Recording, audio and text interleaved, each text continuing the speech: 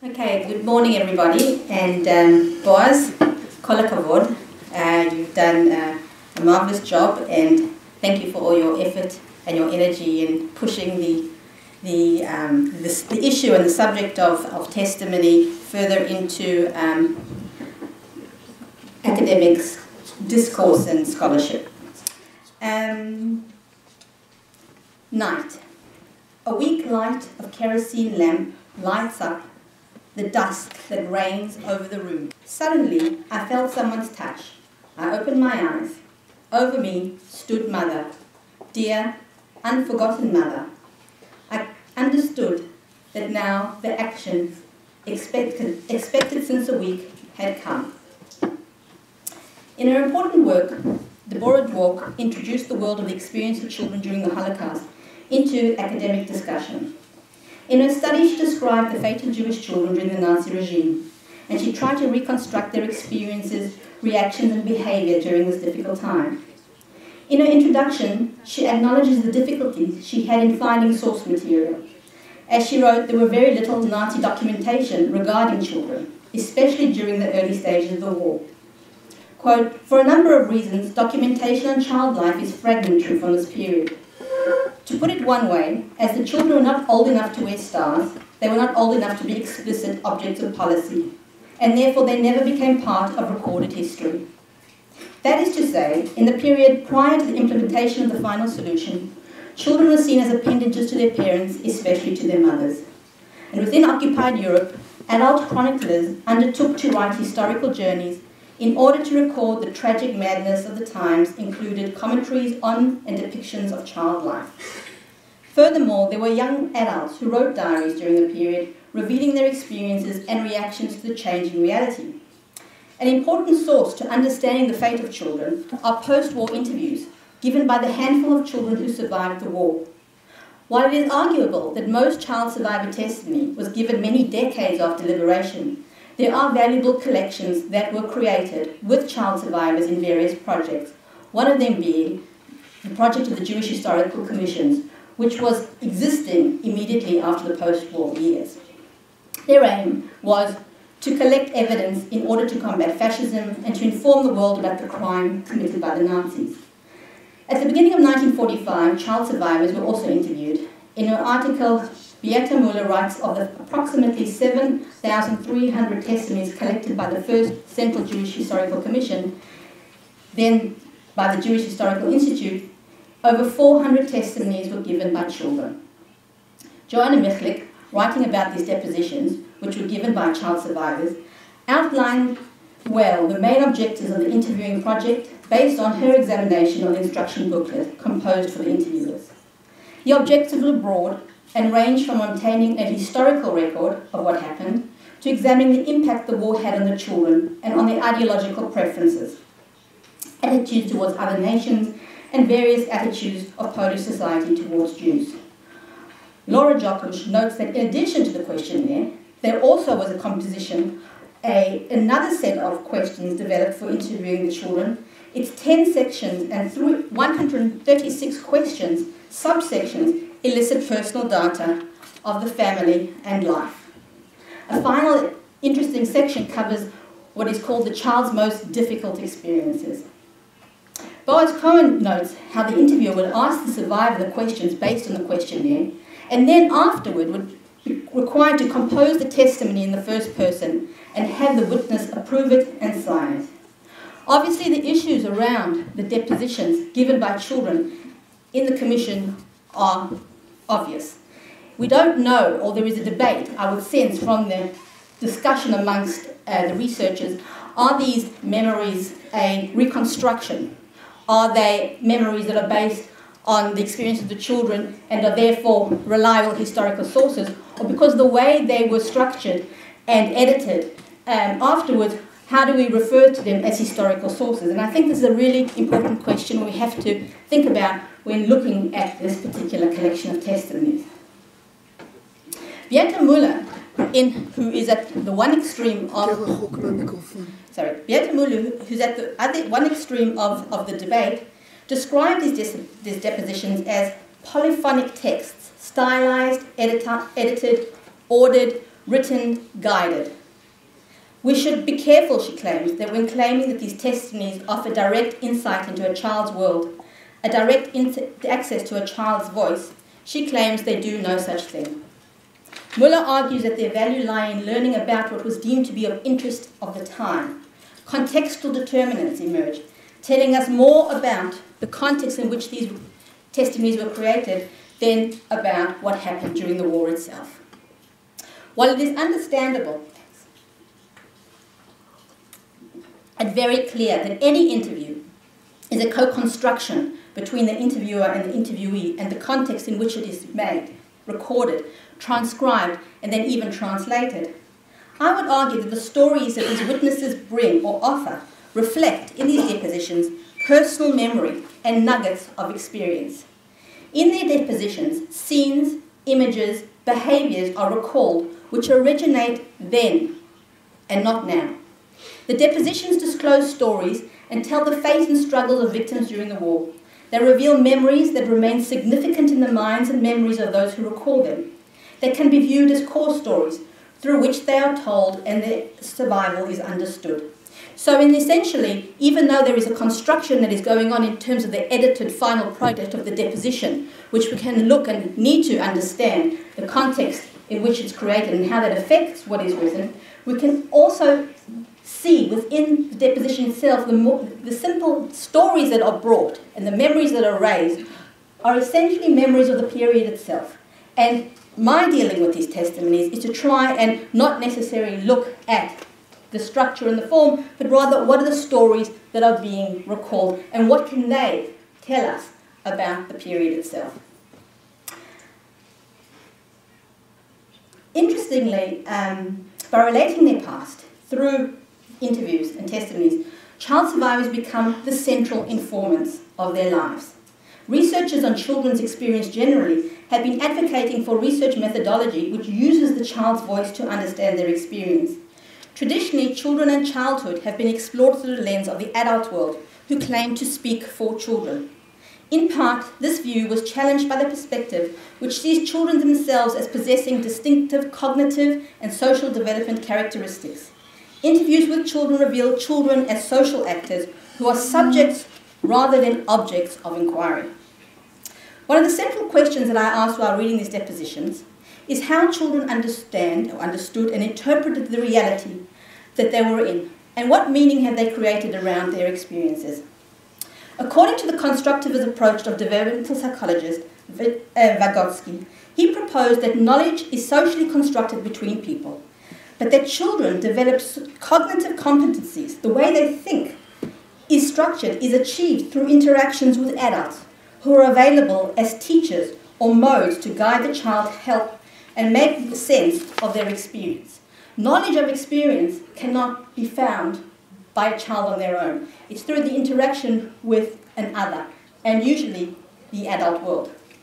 Therefore, I began to examine these testimonies. I assumed that for most part, information about the war and what was happening was usually filtered or transmitted or communicated by parents, and that children directed their questions about the changing reality to the adults with whom they lived and studied.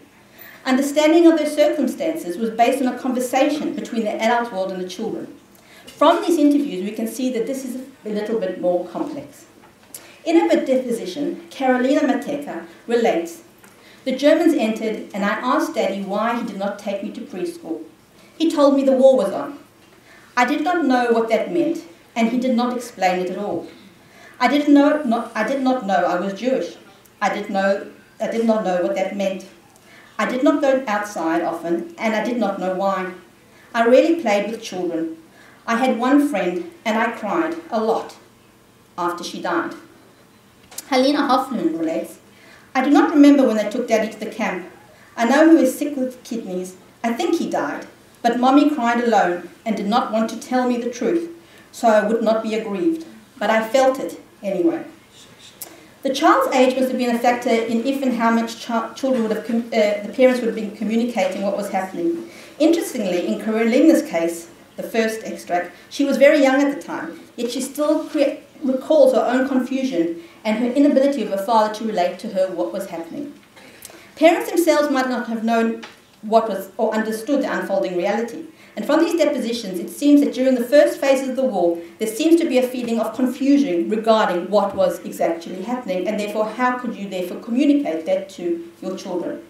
However, whilst it may have taken children time to understand the changing reality and their parents, it is clear from these depositions that once Jews began to be physically abused, murdered, and deported, many of the children understood their vulnerability and the deadly reality in which they were thrust. In a deposition, Manya Steiner relates that in the ghetto, the hunger was terrible, and I saw myself how people fell on the street from hunger. This awareness came from their position as witnesses. They could not avoid the reality which they were confronted with. Most of them in hiding were able to see what was happening to their family, friends, and communities. In his deposition, Edward Kenningsberg relates, I went to the window and saw the whole scene. I could see through the window that there was a cemetery there, and there was a grave dug out there. On the grave lay a plank, and on the plank stood 6 people. The Gestapo men shot at them with machine guns. Terrified by the scene, I began to scream. Mama, Mommy heard me and told me to be quiet, or we will all be shot, and she went away. Whilst one can argue that a comprehensive knowledge may have come after the war, and these depositions represent a telling from the vantage of hindsight, the stories that they give and they offer that reveal the unfolding of knowledge during the periods itself, as the children witnessed the war, and also as they obtained information from others regarding the fate of their families and others, are stories which emanate from the time itself. Children do not relate conversations with their parents, but rather which give a definitive, this is what's happening, but rather a process of gradual knowing from the adult world and from their vantage as witness. Both parents and children are confronting an increasingly unrecognizable reality together and thus trying to make sense of it.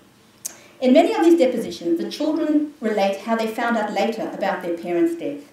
Often it was related to them by people who had witnessed their deportation or murder.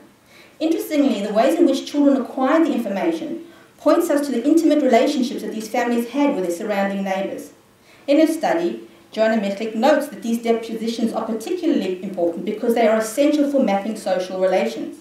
These narratives attest to the locality of the events and the domesticity of the events, and points to how embedded these people and their communities were with their surrounding. Information about them was passed on through friends and acquaintances.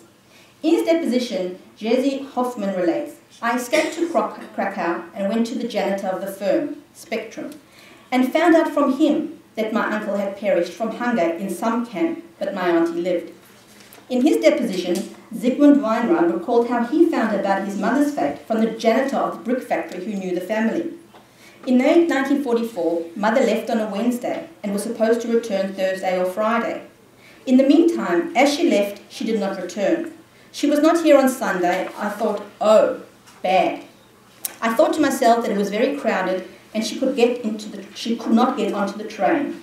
But after a few days, Puchala came and told me that my mother was at his house and went out and never came back again.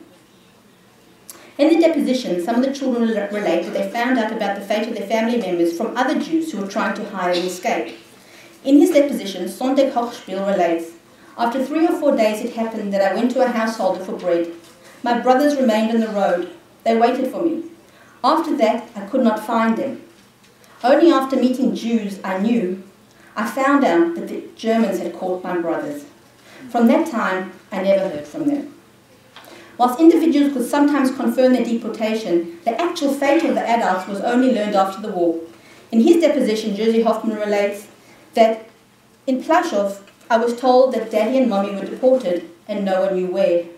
A few days ago, a lady I know, Sala Kronholz, told me that she saw my parents in Auschwitz.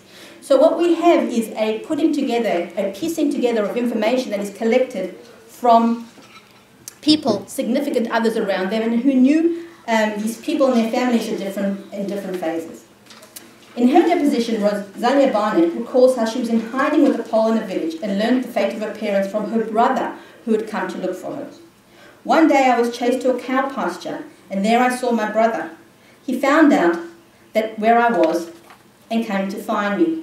He told me that he was with the partisans. I asked him for Mother, and he cried and then he told me how our parents perished. The Germans took them to the Jewish cemetery and told them to dig a hole.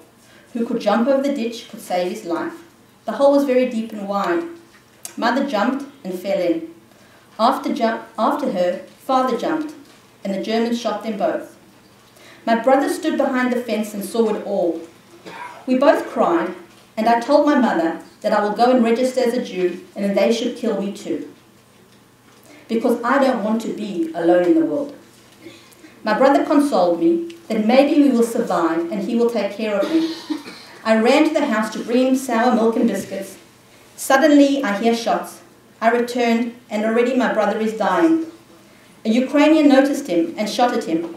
I washed his wounds, and he lived 5 minutes more. In order to survive the children's action, Mirka Bram was sent to a woman to live with a peasant woman. And she relates how this woman told her of her mother's fate. She talks to her about the fact that she had heard that a Jewish woman had been shot and that she would go and find out. And the interviewer, he says, I cried a lot and was afraid for Mommy. Our landlord consoled me that this might be true, and the next day he went to look. He came back and told me if I wanted to see Mommy the last time, I should go with him, because Mommy lays in the river where she has been shot down. But I did not want to see Mommy shot down. The experience of understanding extends beyond the witnessing of the physical destruction or the notice of their deaths. These depositions also articulate a confrontation with the reality and knowing their reality through the emotional and psychological reactions of their parents. Hoffman in his deposition explains, 2 days before the ghetto was liquidated, I saw them for the last time. Daddy seemed to have sensed it because he cried when he took leave of me. Dvorak Freiman talks about her own mother's anguish. We were poor before the war, but now after father's death we had nothing at all to eat. When we moved to the ghetto, we had our furniture, but in this room we had to live. There was no room, and the furniture was in the courtyard. I and my siblings were glad we were moving. There was great enjoyment. Mommy cried a great deal then and said that we were going to our death. She buried the best we had, the Passover dishes, because she thought that maybe one of us might survive, and we will be able to take these things perhaps. Mommy was sick constantly from worry.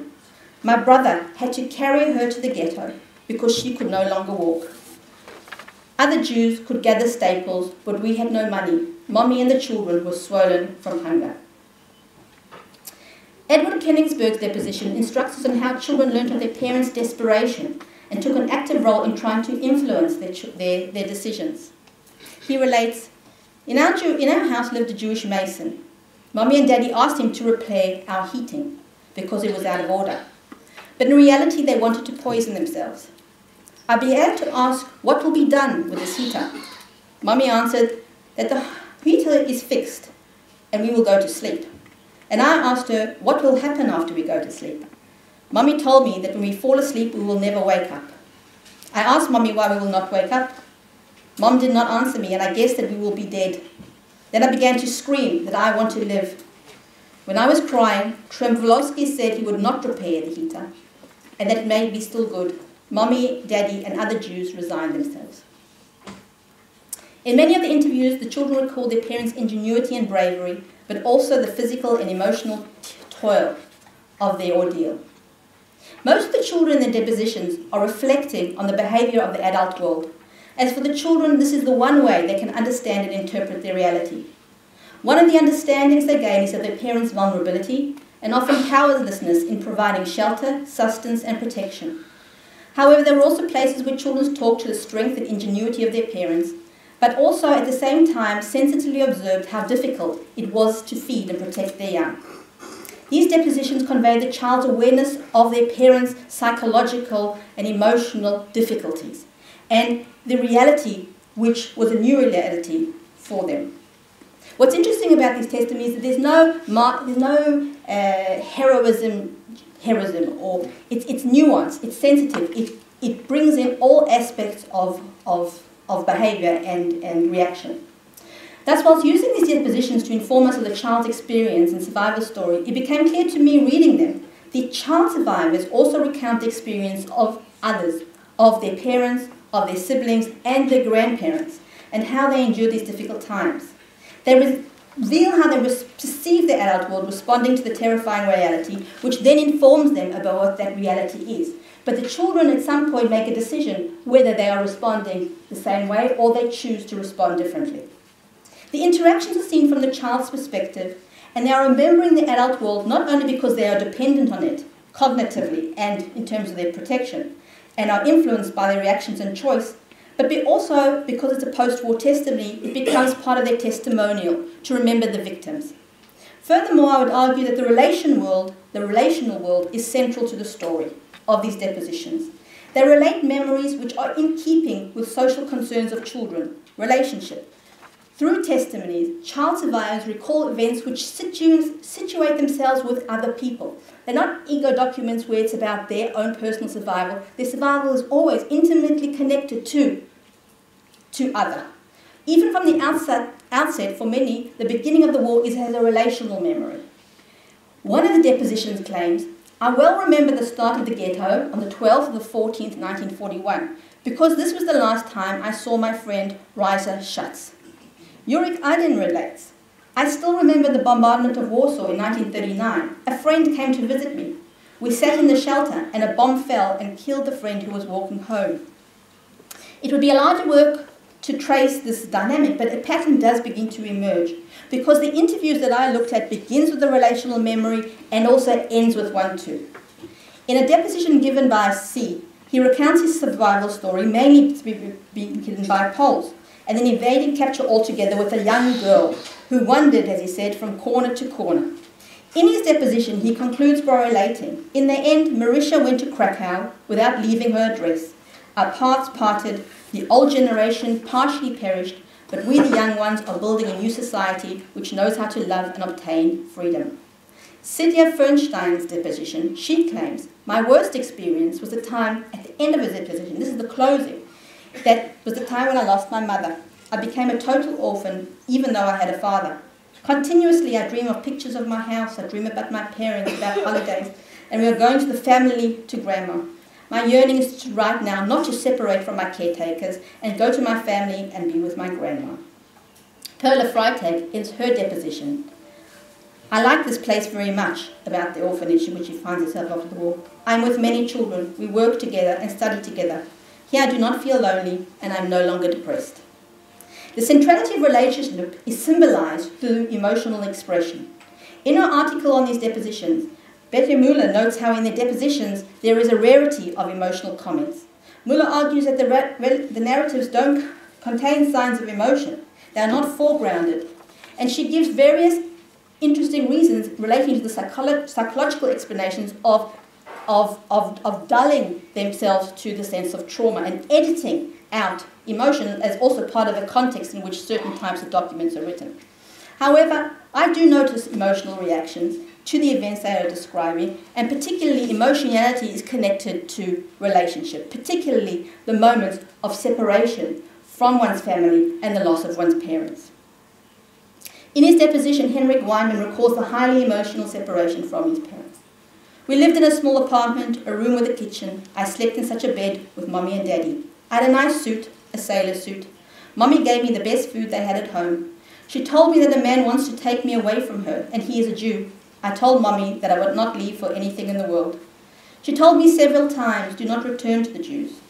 Once Wittek came and told me he will be my brother. I cried a lot and screamed that I will not go away from Mommy. Mommy cried a lot and Daddy too.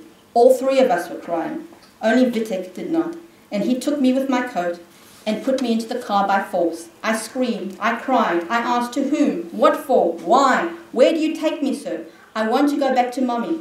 But Wittek didn't listen."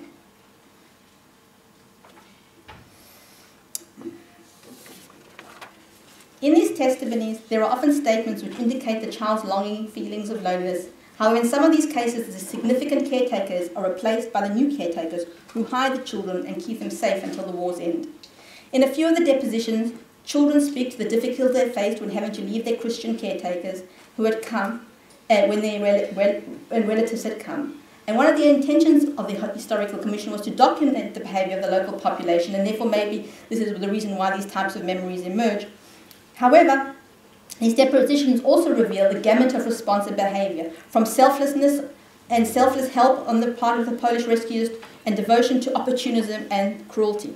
One thing that the children do relate in their depositions, which is very interesting, is their relationship with Polish children. And this is something that should really be discussed more. There are hints and stories about how they reacted and related to the Polish children around them while they were in hiding or being looked after by a Polish rescuer.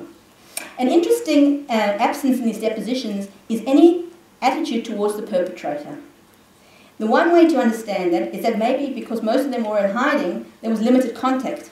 However, in the initial stages of the war, there had certainly been some sort of contact on some level, and also an attitude could have been thought to have been formulated about the perpetrators. But this is really not at all present in any of the depositions that I look at. I could make the claim that perhaps because there is no relationship with the perpetrator, there is no comment or observation. The perpetrator is just some group that is there, of which there is no relationship to discuss or to think about it or to contemplate. But it's something that's interesting. These short stories, these depositions, which range from a page to 4 pages, maximum 7 pages, have two parallel narratives: their own survival, and alongside their own survival, the destruction of those around them. However, within these, there are recollections of the relationships children had during the period. I would argue that there are multiple layers in these depositions. They give voice to the child's memory of their own experiences, and they also provide us with a window into how they saw the adult world responding and reacting, which then informed them as to what was going on, and then how to behave, and maybe how to behave differently. They also tell us that the choices and behaviour of the adult world affected their own reality as they were dependent. For most part, these depositions tell narratives of personal struggle to survive, alongside a testimony and the death or destruction of their loved ones. Witnessing the adult world is providing testimony to its destruction. However, I maintain that the relational issue is central to these depositions, not only in terms of physical protection and a child's needing an adult to help them survive, but also as a way of understanding and navigating their reality. For children, knowledge is socially constructed through relationship between themselves and the world, and relationship is also central to their emotional well-being. Hence, their emotional moments in these testimonies occur around these stories of relationship. The war begins with an assault on the child's relational world and ends with either their reconnection or feelings of loneliness and abandonment. Thank you.